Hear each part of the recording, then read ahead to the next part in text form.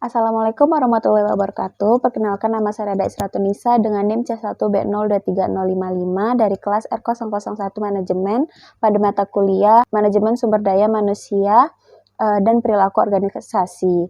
Sebelumnya terima kasih kepada Ibu Sri Rosita SEMM selaku dosen pengampu. Pada video ini kita akan membahas mengenai bagaimana persepsi terbentuk, bagaimana bias dapat mempengaruhi cara kita melihat sebuah situasi, serta bagaimana proses pengambilan keputusan berlangsung. Untuk mempermudah, kita akan memakai contoh kasus di dunia kampus, yaitu kegiatan di UKM badminton.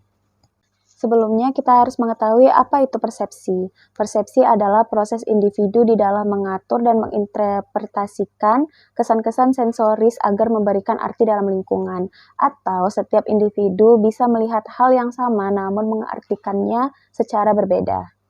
Lalu, apa saja faktor-faktor yang mempengaruhi persepsi? Faktor-faktor yang mempengaruhi persepsi itu ada 3, itu dari faktor pada situasi, yaitu waktu, latar kerja, dan latar sosial. Selanjutnya itu ada faktor-faktor pada penilai, seperti sikap, motif, minat, pengalaman, dan ekspektasi. Selanjutnya, itu ada faktor-faktor pada target, seperti inovasi, pergerakan, suara, ukuran, dan latar belakang.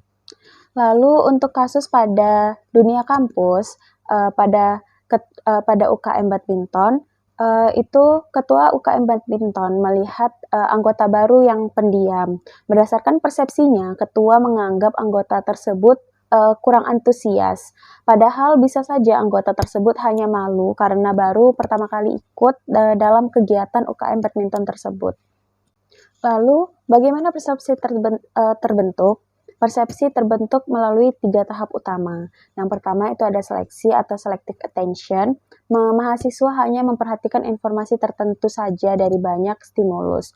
Contohnya, pelatih UKM lebih memperhatikan anggota yang terlihat aktif saat latihan, sehingga yang pendiam tidak terlalu diperhatikan. Selanjutnya yang kedua itu ada organisasi. Informasi yang sudah dipilih kemudian dikelompokkan.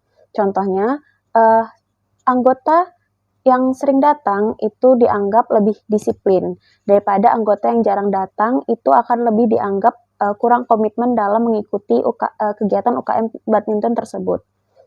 Tahapan yang ketiga itu ada interpretasi, yaitu tahap yang memberi makna atau penilaian. Contohnya, ketua UKM menginterpretasikan anggota yang jarang hadir sebagai tidak serius, padahal mungkin jadwal kuliah mereka, jadwal anggota tersebut bentrok dengan jadwal latihan UKM. Selanjutnya kita masuk kepada penjelasan mengenai bias persepsi yang umum muncul. Yang pertama itu ada hala efek, menilai seseorang hanya dari satu karakteristik. Contohnya, karena seseorang anggota sangat jago bermain, pelatih menganggap ia pasti bertanggung jawab, padahal tidak selalu begitu. Selanjutnya kedua itu ada stereotyping, yaitu menggeneralisasi kelompok tertentu. Contohnya, mahasiswa baru biasanya tidak disiplin, padahal setiap orang itu berbeda.